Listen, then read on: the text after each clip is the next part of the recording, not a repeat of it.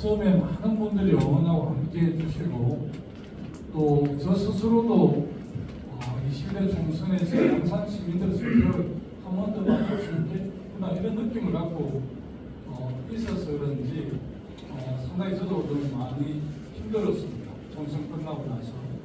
악수는 여러 번 했지만 이번에 제가 공직선거를 12번째 했는데 11번까지 한 번도 제가 공직 사전에 제가 당선되는지 떨어지는지를 몰랐던 적이 없습니다. 링컨 대통령이 총을 받아 빠른 게 투표다 했는데 저는 투표보다 빠른 게 민심이라고 생각하고 있었습니다. 그래서 사실은 투표 선거에 투표를 하는 것은 민심을 확인하는 노실경이라고 생각합니다. 그래서 한 번도 제가 제 스스로 당선이 되는지 떨어지는지 미리 알았는데 이번에는 사실 몰랐습니다.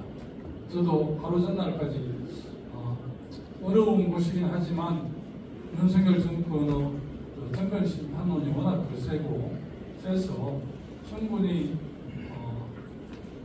거대 야당의 출애에 대한 견제를 뛰어넘을 수 있겠다 이렇게 생각을 했는데 제가 질 수도 있겠다 이게 쉽지 않겠다고 느낀 것은 그건 4월 10일 6시 출구조사였습니다.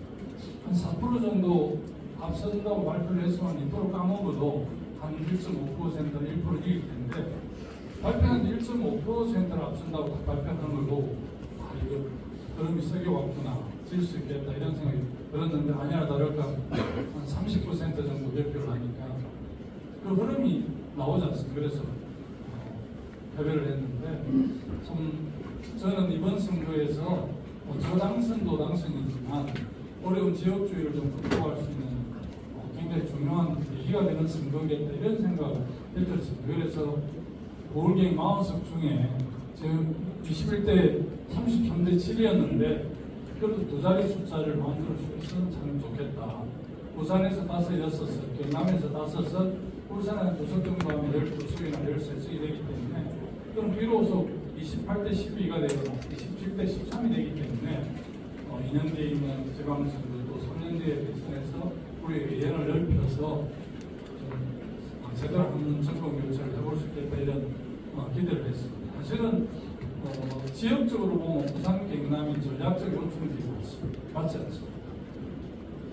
신라하고 백제하고 한참 싸울 때 신라의 최전방 전략적 요충지가 대야성이었습니다. 그래서 신라에서 가장 전략적 마인드가 있고 영감 무쌍한 장군을 대야성 성주로 보내서 백제를 견제했는데 대야성이 흔들리면 발굴하고 서울이 흔들렸거든요.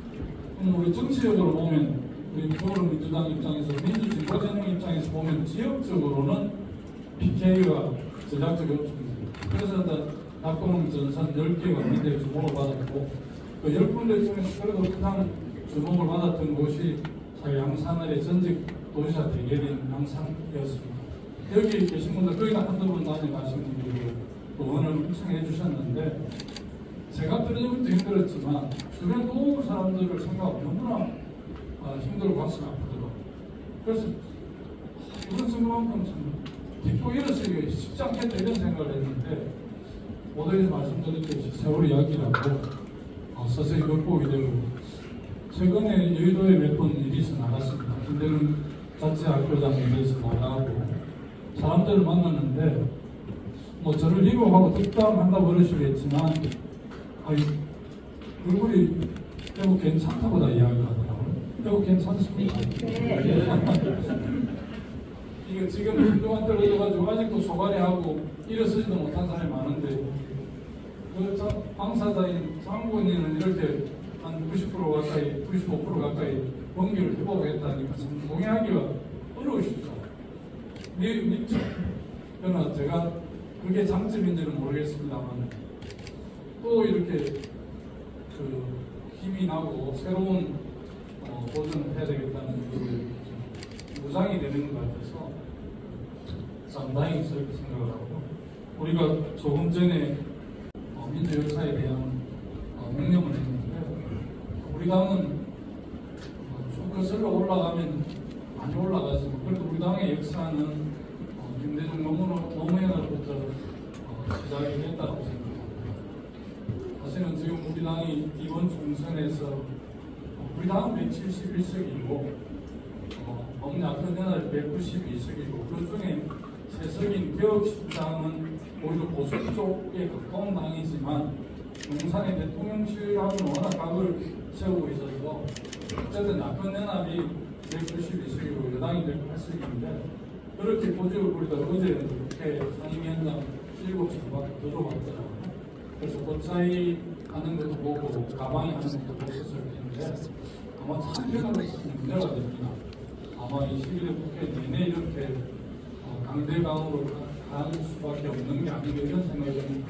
한편으로 참 많은 걱정이 되고 그리고 한편으로는 조국 핵심당의 당대표인 조국 의원이 그런 이야기를 하시대로 3년은 너무 길다 이렇게 이야기를 했는데 이런 식으로 21대 총선 민심을 전혀 수용하지 않고 계속 자기들 마음대로 국정을 운영을 하고 3년이 아니라 1년도 그리고 모든 국민들이 지금 화병나게 생긴 그런 상황이죠. 그래서 저는 뭐 개인적인 그 정치 활동은 연합 정치, 정책 대선 문화 이런 쪽에 좀 독일에서 느끼고 배운 바가 있어서 지금은 정말 우리 국민들과 민생을 위해서 여야가 크게 좀 국가 운영에 대해서 같이 함께 해야 되지 않는가. 그래서 사실 저 개인적으로는 지난번에 영수회담이라고 윤석열 대통령 이재명 당대표가 영수회담을 했는데 기대만큼 합의도 못 해내고 또 2차, 3차 이런 모임들을 여는 걸 합의를 못해서 좀 염려가 되지만 저는 강대강으로 해 권력을 압도적으로 장악하고 있는 우리 민주당하고 행정 권력을 갖고 있는 윤석열 정부하고 계속 강대강으로 부딪히면 그런 미래가 있겠나 싶다. 지금 뭐 어쨌든 세계 정세는 공대에서 전쟁이 벌어지고 세 번째, 네 번째로 남한인 대만, 중국, 또 한반도의 전쟁 위기를 많은 학자들, 전문가들이 이야기를 하고 있는데 한반도 긴장 완화를 해서 국민의 생명과 재산을 보호해야 될 가장 1차적 책무가 대통령을 찾는데 오히려 굉장히 긴장을 보조하고 있어서 참으로 걱정이 됩니다. 우리 쪽에서 아마 대북 비라를 많이 보내서 저쪽에서 쓰레기를 담은 풍선을 보내고 이렇게 하는데 그게 쓰레기가 아니고 과학,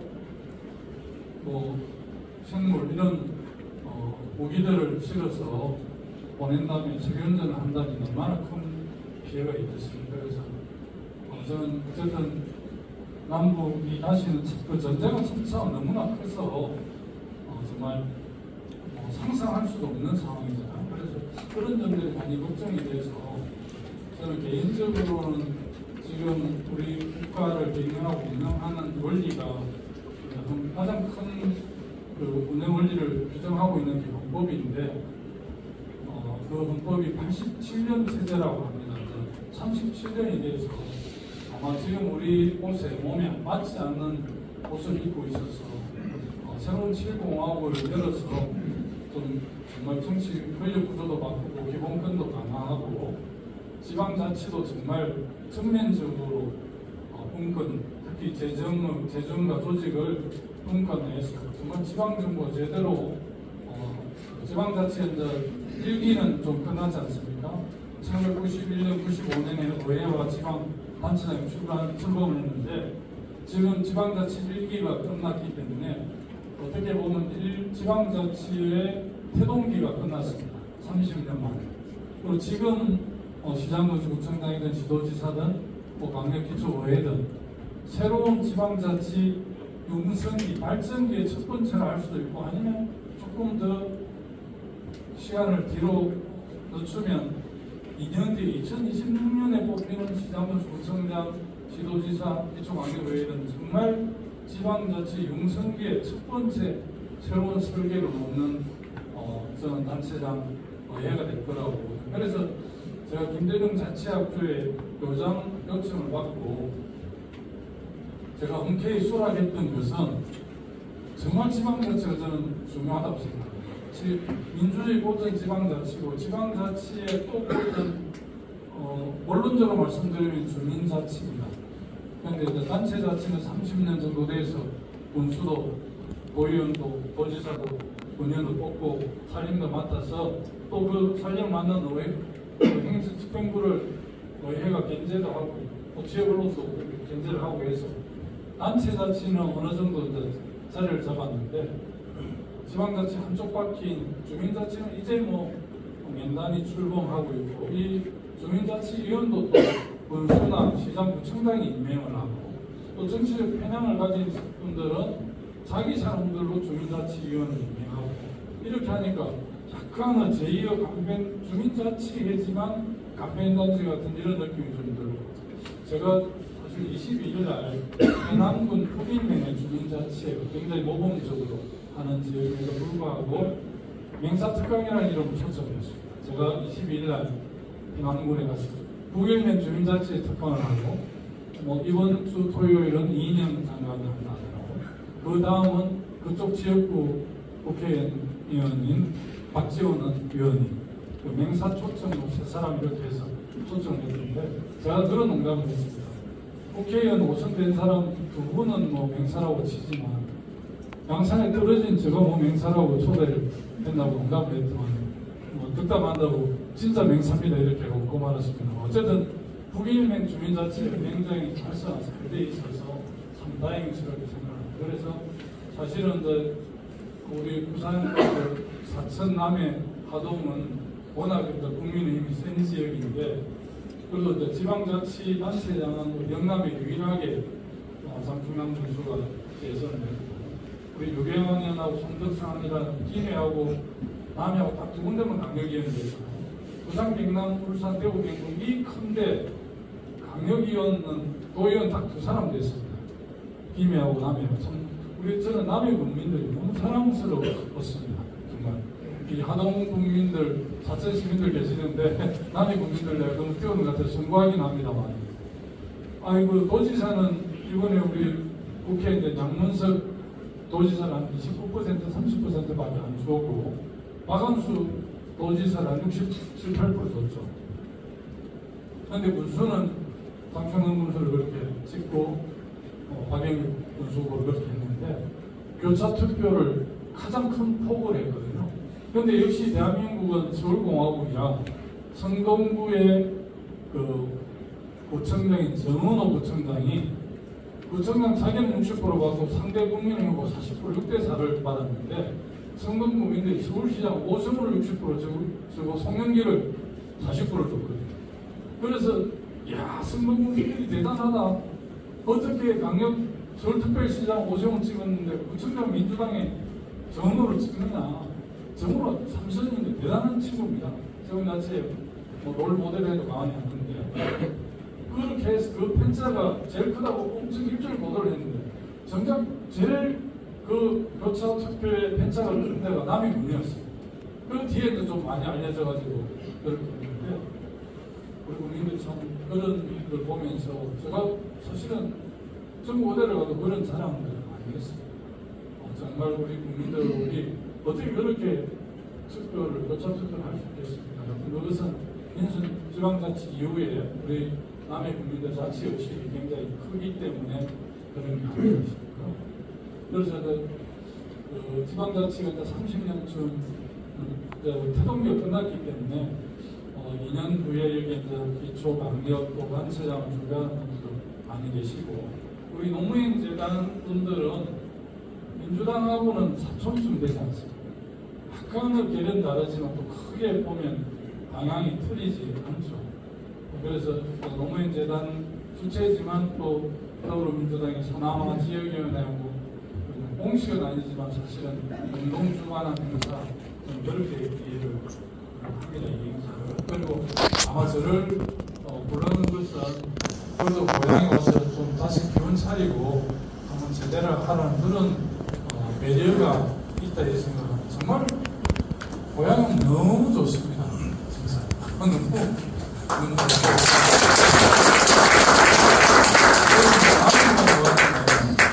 하동 사천은 제가 살지는 않고 하동은 제가 진교에 미진 아파트 1년 살고 그 미진 아파트 기운이 좋았는지 거기서 내가 도지사를 하게 됐습니다.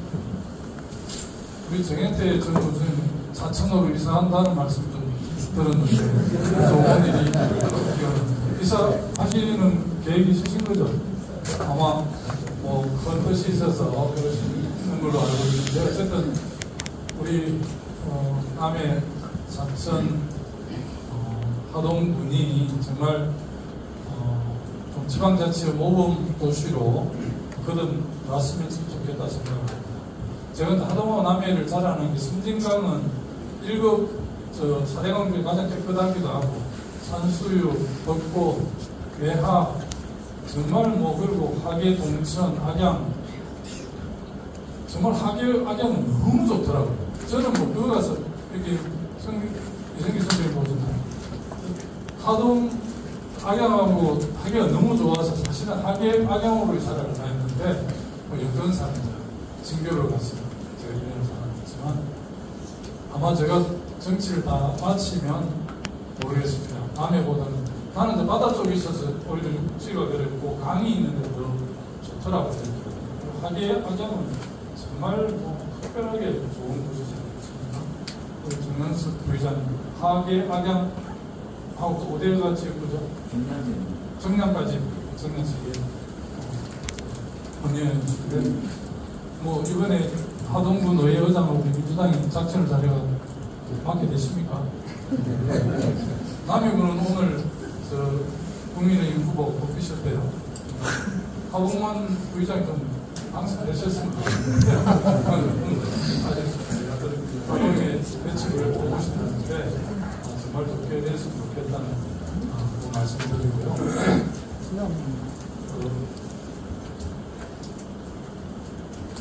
최근에 법당에서 전당대회 공고 오늘 아마 최고위원회에서 전당대회 준비위원회가 발족을 하고요.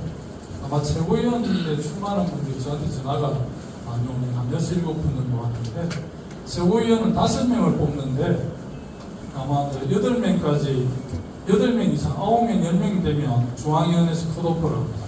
8명만 갱선해서 1에서 5위까지 뽑게 되니까 당대표는 1명을 뽑게 되는데 3명까지인가 하면 3명이 넘으면 또 중앙위원회에서 컷오프를 하는데 지금은 이재명 당대표가 혼자 뽑고 있는 것 같은데 오늘 아침 뉴스를 보니까 김종석 정도 몇 분이 한다고 그러는데 좀 시간이 지내봐야 할 것 같고요.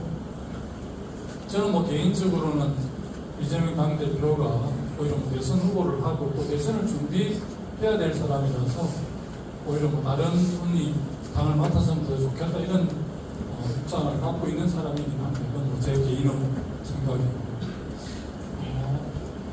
제가 지금은 경남도당위원장을 맡고 있는데 얼마 전에 재영경 위원장한테 해서 제가 도당위원장을 좀 맡았으면 하는 주변의 권유도 있고 맡았으면 한다는 이야기를 말씀을 드렸는데 그 이후에 일주일 동안 고민도 많이 해보고 주변에 말을 들어보니까 경남의 국회의원 3명인데 5명 당선시키려고 큰 소리 뚝뚝 쳐놓고 자기도 떨어지고 3명밖에 당선 안 됐다고 책임지라는 요구가 많아서 책임을 져야 되지 않을까 그렇게 생각을 하고 있습니다. 하여튼 제가 도당위원장을 출마하든 안 하든 우리 경남, 부산 어려운 지역이기 때문에 어쨌든 잘 좀 준비를 해서 좋은 결과를 냈으면 좋겠고요. 근데 제가 중앙에서 8년 국회에 나오면 느낀 것은 대한민국이 상권 분립의 민주공화국이긴 한데 대통령 중심제라는 이 권력 구조가 워낙 예산과 권한을 많이 갖고 있기 때문에 행정부가 압도적 우위에 있는 나라입니다. 그래서 국회에 200석, 192석이 우리 야당이 되더라도 대통령 선거에 이기지 않으면 말짱 도루묵은 아닌데 어떤 일도 하기가 어렵다는 게 제가 몸으로 느낍니다. 달리 말씀드리면 3년 뒤에 있을지 또 헌정 질서가 약간 땡기져서 2년 뒤쯤 있을런지 그거는 알 수 없는 일이지만 우리 민주진보 개혁진영이 반드시 대선에서 승리해서 국정을 맡아야만이 나라를 엉망으로 만들지 않고 그나마 대한민국의 나라의 이상도 되찾을 수 있고 또 국제사회에서 역할도 할 수 있겠다 이렇게 생각이 들더라고요.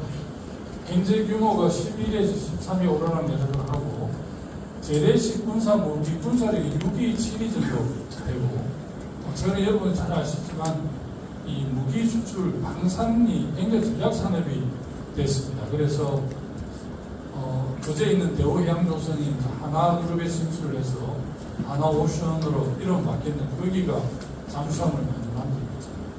그리고 이제 하나에서 K9 자주포라든지 흑표전차라든지 엄청 제3세계에서 우리나라 무기 체계에 대해서 굉장히 신뢰를 많이 합니다.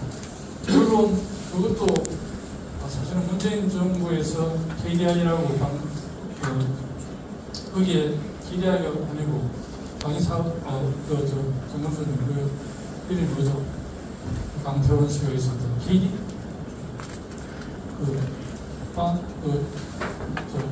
전략연구소 강태원 씨가 부소장이었어요.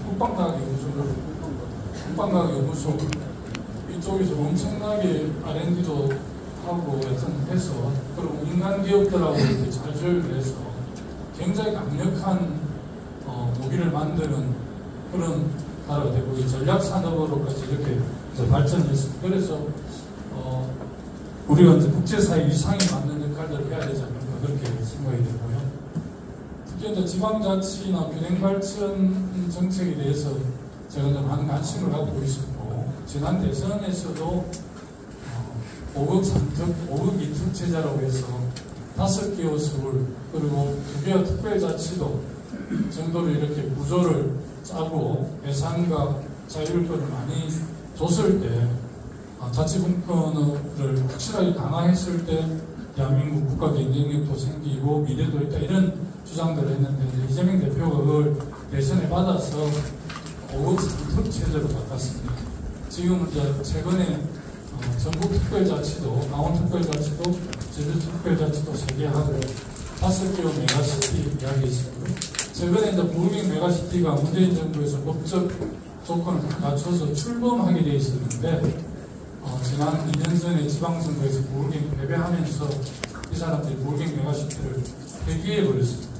그리고 최근에 다시 이제 이분들이 행정통합을 한다라고 많은 주장했는데 너무 이게 현실성이 없으니까 잠잠하다가 아마 차기 선거가 다가오고 일층전 신문을 보니까 박영준 부산시장하고 박완순 경남도지사가 행정통합을 한다. 그리고 중앙정부에서 재정 이런 거 확실하게 지원하면 언제라도 할 수 있다. 이렇게 막 하면서 도시도민들을 많이 몰아치게 하는데 아마도 행정구역 통합에는 그렇게 쉽지 않습니다. 지난 총선 때 작년에 강서구청장 보궐선거에서 우리가 승리를 하고 나서 그쪽에서 아마 상당히 이제 멘붕이 왔던 모양이더라고요. 그래서 그 강서구청장 선거 패배는 곧 4월 10일 20대 총선 패배를 예고하고 있어서 그런지 이분들이 국민을 전환한다고 갑자기 제가 10년째 살고 있는 김포시를 서울특별시로 편입하겠다는 말씀을 했습니다. 뽑히는 봄이 오면 김포 시민들은 서울 시민이 되어 있다고 한동훈이가 뻥을 쳤는데 그 사람 그 점에 대해 사과도 안 하더만 뽑히는 봄이 지나가지 않았습니다. 지나간 것 같은데 그리고 참 그 사람 그분이 되게 깐죽거리기도 하고 뻔뻔스럽기도 하더라. 그렇게 당을 엉망으로 이끌어가지고 총선을 패배를 했는데도 불구하고 출마를 했더라고요. 그리고 그나마 조금 몰랐죠.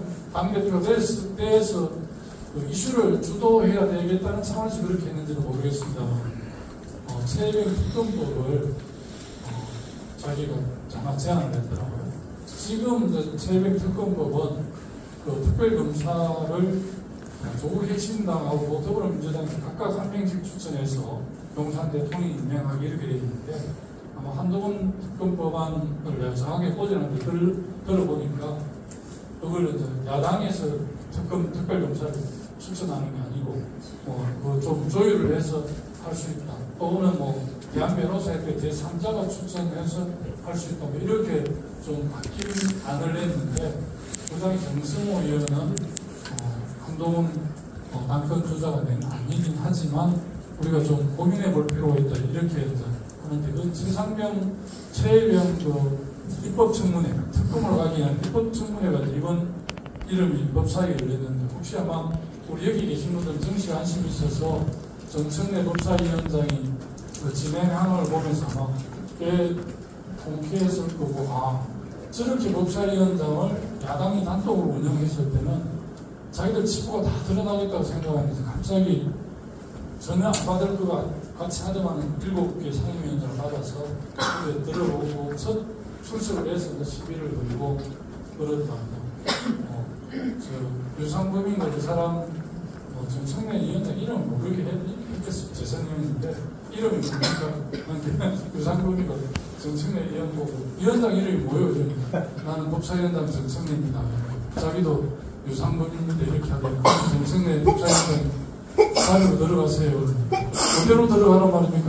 제 자리로 돌아가세요. 이렇게 하는 장면들을 봤는데 정청래 말을 잘합니다. 우리는 국내 내외도 못되겠는데 어쨌든 사선이 보통 국회 관행상 그걸 잘 안 하거든요. 상임위원장 잘 안 주는데 이번에는 국회 관행을 파악하고 그냥 잘 싸울 수 있는 사람. 가방에는 최민희 의원이 제가 알기로 재선위원인데 국가기술정보통신위원회 상임위원장하고 정청래 위원장이 앞에 가방 위원장 1년 했거든요. 1년 했으면 그리고 또 사생이 됐기 때문에 당의 최고위원 현재 수석 최고위원이라고 해서 보통 상임위원장 안 그런데 아마 당에서 법사위가 굉장히 중요하니까 정청래 위원으로 모임을 한 것 같아요. 그런데 그 모임한 그 당의 배려에 대해서 120% 맹하려고 하고 있는 것 같더라고요. 물론 중도층이나 국민의힘 지지자들을 보면 참 태도나 건방지다 이렇게 많은 오해를 하겠지만 그 태도보다는 본질을 잘 규명하려는 것은 너무 잘한 것 같고 아마 그 최혜병 사건에 사실은 군사법은 군대에서 살인 사망사고 나거나 바깥에서 민간일 때 죄를 지은 그 사건에 대해서는 전적으로 경찰에 이관해서 수사하게 되어 있거든요. 군사법은 그렇게 해서 군이라는 게 약간 배제적인 조직이고 군에서 부탈하든지 이렇게 해서 사망한 걸 다 은폐를 했단 말이에요. 지금까지. 그래서 사망사고는 즉시 입증하게 되어 있고 그 밖에 수사단장이 대단한 분입니다. 제가 저런 분들 검찰에 또 임원정 검사 이런 사람들을 보면 우리 군이 살아있는 거 같아요. 대다수가 권력에 굴복하고 바람도 불기 전에 눕는 형태인데 그런 분들이 정말 청량지고 참군인이고 참검사라는 생각이 들더라고요. 그런 사람이 있기 때문에 별로 대한민국이 이렇게 건강하게 어려움이 있지만 생각이 제가 좀 이야기가 주절주절 하는 것 같아서 마무리를 그냥 하고 혹시 질의응답이라든지 또 사유토론을 좀 하는 게 좋을 것 같다는 생각이 듭니다. 제가 그들이 잘 아시고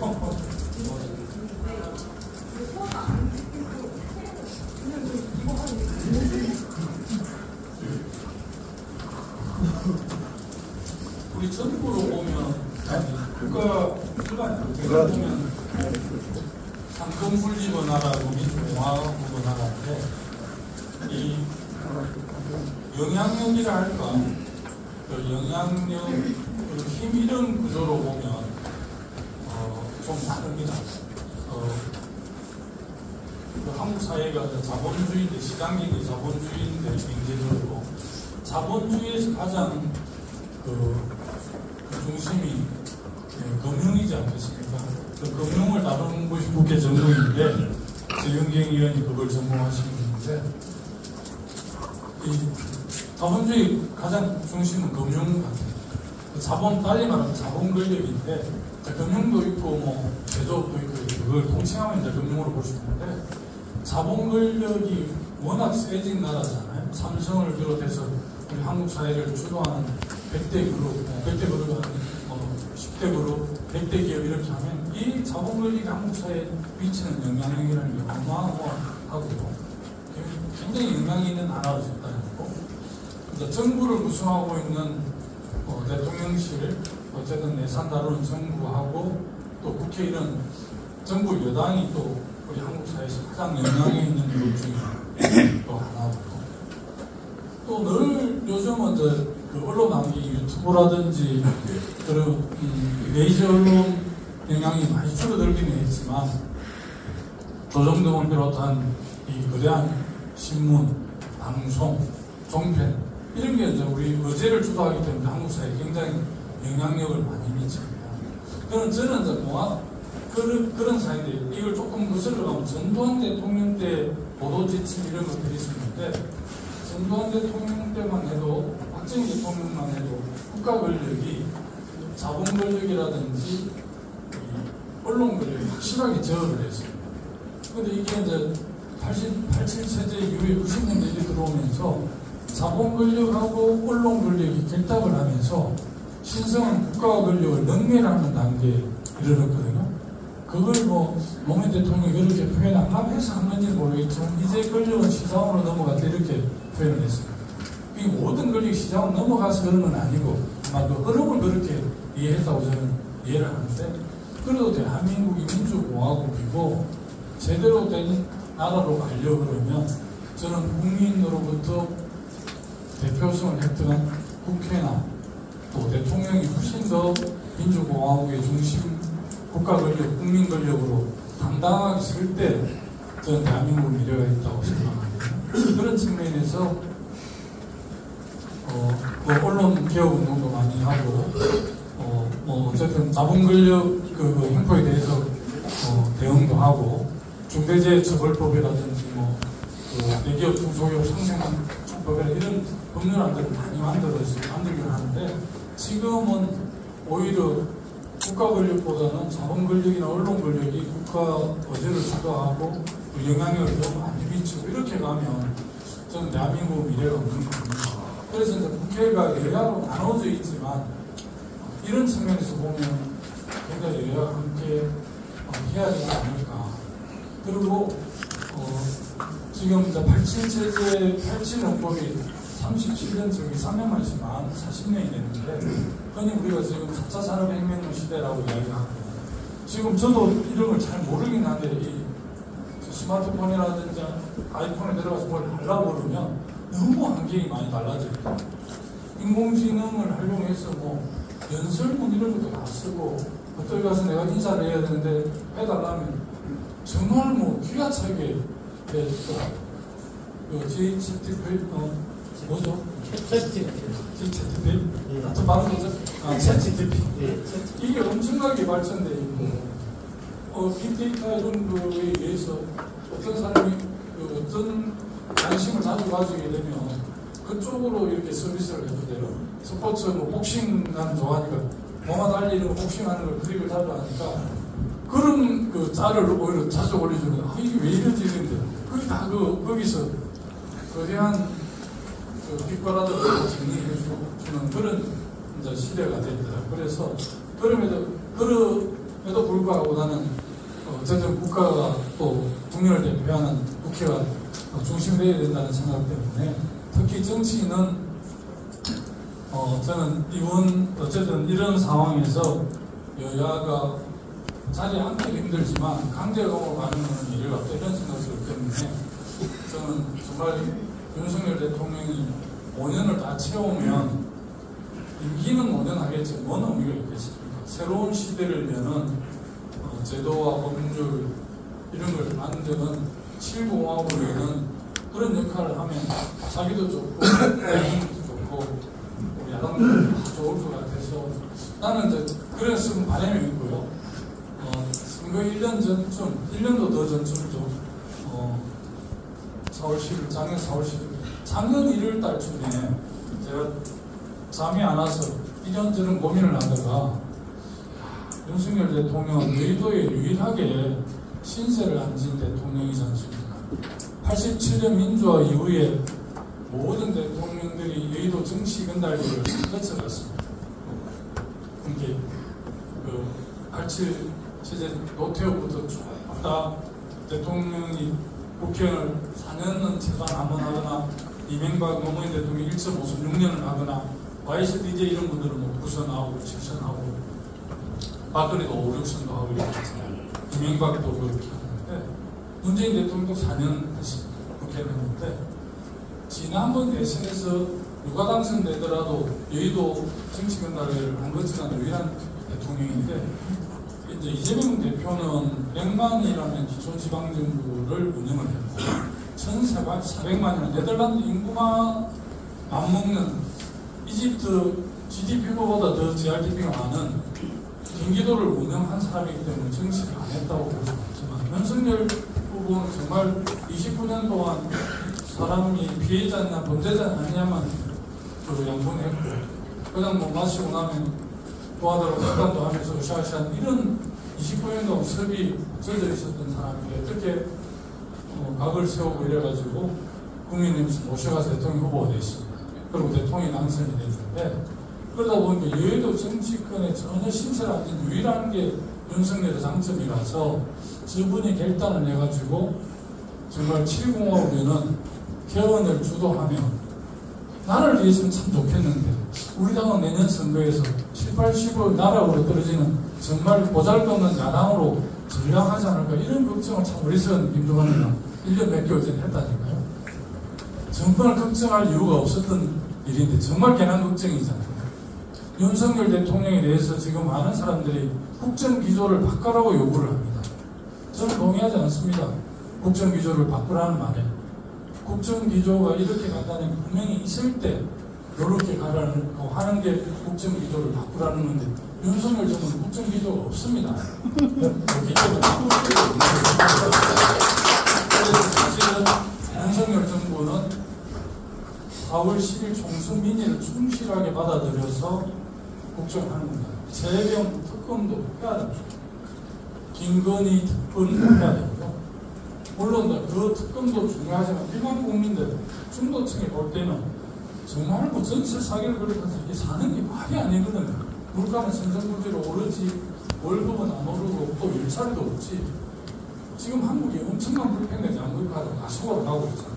뭐 서울 중심으로 가고 수도권과 비수도권도 다 줄어들고 이런 걸 구하려고 하면 나는 뭐 이런 오해를 했습니다. 내가 가문에서 그런지 모르겠지만 바깥에서 평가하기를 우리 민주당 옛날 당대표하는 사람 중에 김한길 대표라는 사람이 있어요. 이 사람 정치권에 가서 깨돌이로 소문이 난 사람이라서 윤석열 대통령 움직여 가지고 개헌이라는 좀 결단도 좀 하지 않을까 이런 생각을 했는데 그 깨돌이도 소용이 없는지 전혀 뭐 위동도 안 하고 이분이 지금 4월 10일 총선 결과가 저렇게 나왔는데도 지금 뭐가 문제인지 잘 모르는 것 같고 이분은 뭐 지금 자기가 민주공화국의 대통령임을 자각도 못해요. 그냥 건조제 왕이다고 이렇게 생각하고 왕노릇을 열심히 하고 있는 것 같습니다. 참으로 걱정이 되는데 어쨌든 우리 경남 특히 서구 경남 사천 남해 하동 우리 노무현재단 회원들 후원회원들 더불어민주당 우리 당원 동지들께서 이 어려운 난국을 돌파하는 데 큰 역할을 해주시기를 당부드리고요. 노무현 대통령 균형발전 정책과 관련해서 한 말씀 드리면서 마무리를 하겠습니다. 세종특별자치시가 그 당시 행정정치 수도를 옮기려고 했는데 이석현이라는 그 헌법재판소장 한 분이 있는데 이명박 정부 때 이석연이구나 그분이 청와대 국회를 완전 세종시로 옮기는 것은 위헌이다. 그건 법률 청문법 위헌이 아니라 간섭법의 위헌이다. 조선 500년의 수도는 한양이어야 하고 민주공화국 대한민국 수도는 서울이어야 한다. 그게 오랜 간섭이라는 거예요. 말도 안 되는 간섭법을 근거를 해서 위헌을 헌재에 신청했는데 헌재에서 그렇게 판결을 해서 사실은 정치행정 수도가 못했지만 그렇게 한 지도 20년이 넘었고, 그래서 지금은 세종시 대통령 군원도 가고, 국회 군원도 가서, 국회 군원은 이미 올해 예산이 상당히 많이 예산이 확보됐습니다. 그래서 세종특별시를 비롯한 10개의 핵심 도시, 그리고 공공기관 183개를 옮겨서 진주 핵심 도시, 나주 이런 핵심 도시, 아마 역대 정부 중에서 국가균형발전 정책에 가장 크게 기여한 게 노무현 정부입니다. 그러나 노무현 정부가 하고자 했던 그 일도 여전히 미안한 가지로 남아있습니다. 공공기관이 지금도 한 200개 정도 크고 작은 게 서울에 있는데, 문재인 대통령 정부 때, 그리고 이해찬 총리가 당대표 때 제가 참좋은 지방정부위원장을 하면서 2차 공공기관 이전 핵심 이걸 강력하게 주장을 했고, 이해찬 총리도 결단하고 할 때 하자면 결코 못했습니다. 그래서 너무나 안타까운데 지금 수도권 가속화가 더 심해지고 있지 않습니까? 그래서 참 걱정인데요.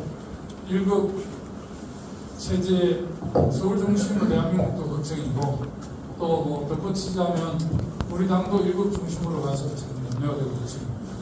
저는 우리 당이 결코 존재하는 이유는 지방선거 대선 승리해서 국가경영과 지방정부 잘하려고 우리 당의 대표도 뽑고 최고위원도 뽑는 거잖아요. 그런 측면에서 우리 당이 올해 민주당의 DNA를, 민주라는 DNA를 갖고 있는데 그 DNA가 좀 소멸되는 것 같아서 안타까움도 있고 그렇습니다. 어쨌든 제가 원해 있지만 균형발전 정책이나 지방분권이라든지 이런 정책에 대해서는 제가 목소리도 내면서 또 용기를 받고 고향분들께서 이렇게 또 힘을 보태주시고 용기를 주시고 그렇게 하겠다는 말씀도 드리고요. 여러분들도 여름 본격적인 여름인데 무대에 건강을 유의하시고 늘 행복하시기 기원드리겠습니다. 고맙습니다.